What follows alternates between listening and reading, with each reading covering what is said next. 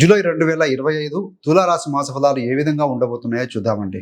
ముఖ్యంగా ఈ వీడియోలో ఏం చూడబోతున్నామంటే ఆర్థిక స్థితి ఏ విధంగా ఉంటుంది, ప్రేమ సంబంధ బాంధవ్యాలు ఏ విధంగా ఉంటాయి, రాజకీయ నాయకులకు ఏ విధంగా ఉంటుంది, విద్యార్థులకు ఏ విధంగా ఉంటుంది, ఈ యొక్క గవర్నమెంట్ ఉద్యోగులకి ఎలా ఉంటుంది, ప్రైవేట్ ఉద్యోగులకు ఎలా ఉంటుంది, చిన్న వ్యాపారస్తులకు ఎలా ఉంటుంది, కార్పొరేట్ రంగంలో ఉన్న వారికి ఎలా ఉండబోతుంది, వృద్ధులకు ఎలా ఉంటుంది, గృహిణులకు ఎలా ఉంటుంది, ఆరోగ్యం, చివరి రెమెడీస్ ఇవన్నీ కూడా చూద్దామండి. సో చివరిదాకా చూడగలరు. నచ్చితే లైక్ చేయండి, 10 మంది బంధుమిత్రులకు షేర్ చేయగలరు.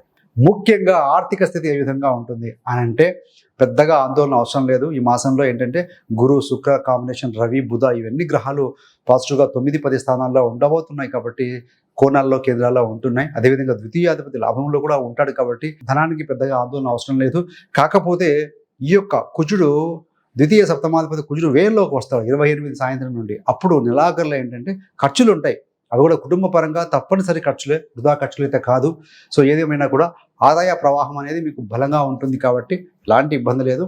మరికొంతమందికి కొత్త ఆదాయ మార్గాలు కూడా కనిపించవచ్చండి. సో చాలా మంది అనుకుంటుంటారు అప్పు ఇచ్చిన డబ్బు రావట్లేదు, ఎంత అవి అడిగినా రావట్లేదు, ఏం చేయాలో అర్థం కాలేదు. మనం అలాంటి వారికి ఏంటంటే వాటిని వెంటబడుతూ ఉంటే కనుక తప్పనిసరిగా అప్పు ఇచ్చిన వారు కూడా మీకు డబ్బులు తిరిగి ఇస్తారు అని చెప్పవచ్చు. సో మీ బ్యాక్ వచ్చే అవకాశం ఉంటుంది.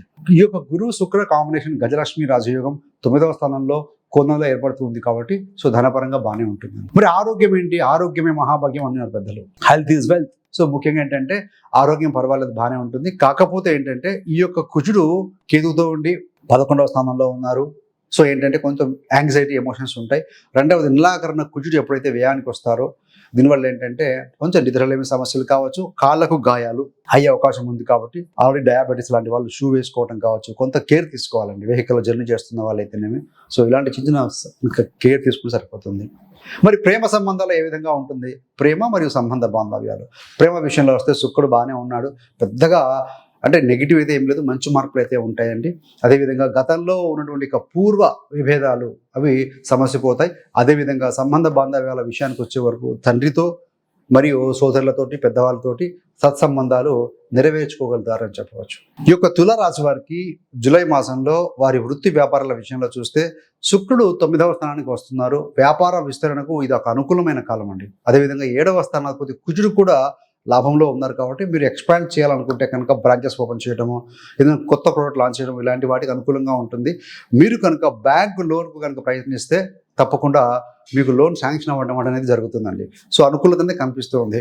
అదేవిధంగా వ్యాపార విస్తరణ కోసం మీరు మార్కెటింగ్ పద్ధతులను మీరు అవలంబించాల్సి ఉంటుంది. దానికోసం కొంత బడ్జెట్ కేటాయించుకోవాలి. సో ఎంతసేపు బిజినెస్ కాకుండా